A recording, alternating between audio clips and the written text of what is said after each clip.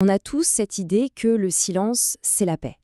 Mais imaginez un instant que pour des millions de gens, c'est tout le contraire. Le silence, au lieu d'apaiser, il monte le son. Un son intérieur qui ne s'arrête jamais. C'est ce paradoxe incroyable qu'on va décortiquer aujourd'hui. Comment le silence peut-il devenir si bruyant? Alors voilà la question qui nous taraude. Pourquoi le silence est-il si bruyant? C'est contre-intuitif, non? Une absence de son qui crée du bruit? Pour avoir la réponse, eh bien, il va falloir faire un petit tour à l'intérieur de notre cerveau. Et cette phrase, 2 heures du matin, la maison silencieuse, et le son qui monte, ça parle à tellement de monde. C'est ce moment précis, dans le calme total de la nuit, où ce sifflement, ce bourdonnement devient le seul son qui existe. C'est un moment qui peut être vraiment frustrant, et on peut se sentir très seul avec ça. Alors plongeons dans ce fameux paradoxe du silence.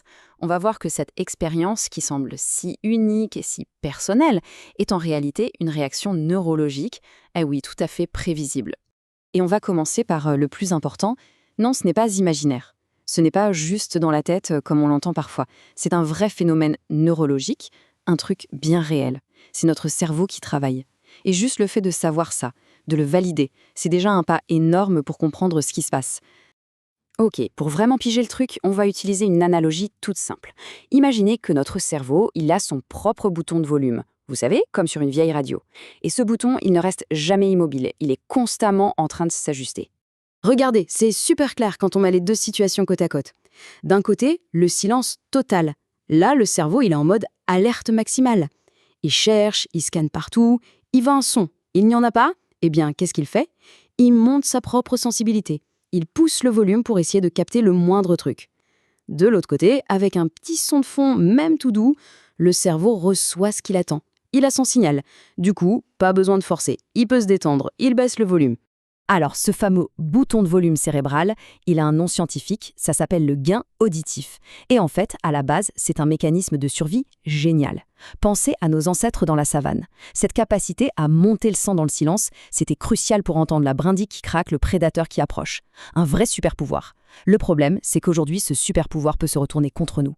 Au lieu d'amplifier un danger extérieur, il va amplifier un son qui est déjà à l'intérieur. Et le pire dans tout ça, c'est que ce mécanisme de gain auditif, ce n'est pas un événement ponctuel. Non, non, ça crée une boucle, un véritable cercle vicieux qui fait que le son semble de plus en plus fort. Alors, comment ça marche, cette boucle de l'amplification? C'est simple et c'est terrible à la fois. Étape 1, le silence s'installe. Étape 2, le cerveau se met en mode recherche. Il veut un signal. Étape 3, comme il ne trouve rien, il monte son gain interne, il pousse le volume. Et bam, étape 4, l'acouphène est perçue comme beaucoup, beaucoup plus fort. Et là, notre réflexe, c'est quoi? Chercher encore plus de silence, ce qui, bien sûr, ne fait qu'alimenter la machine. C'est quand même dingue, non?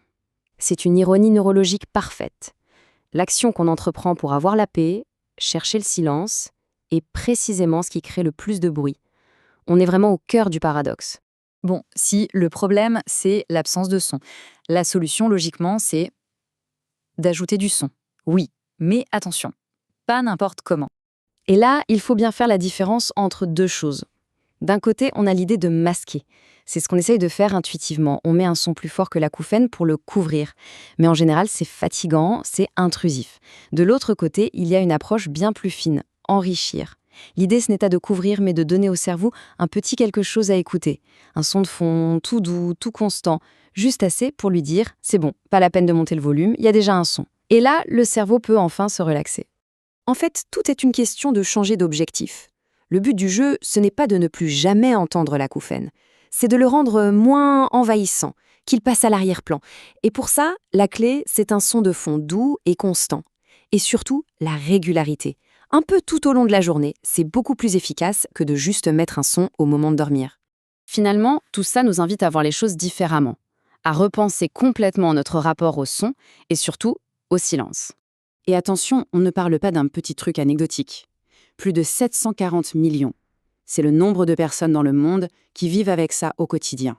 C'est énorme. C'est une expérience humaine partagée par une personne sur 10, quasiment. Ça mérite d'être compris. Et surtout, sans jugement. Donc, s'il y a une chose à retenir de tout ça, c'est peut-être la suivante. La solution, ce n'est pas de se battre contre ce son interne. C'est plutôt de créer un environnement sonore équilibré. Un environnement qui permet au cerveau de baisser la garde et de tourner enfin ce fameux bouton de volume vers le bas. Et on va se quitter sur cette question pour réfléchir un peu. Et si cette quête du silence absolu, qu'on associe tellement à la tranquillité, était en fait une erreur? Si, pour des millions de personnes, ce n'était pas le chemin vers la paix, mais au contraire une invitation à faire monter le bruit de l'intérieur. Voilà, c'est une idée à méditer.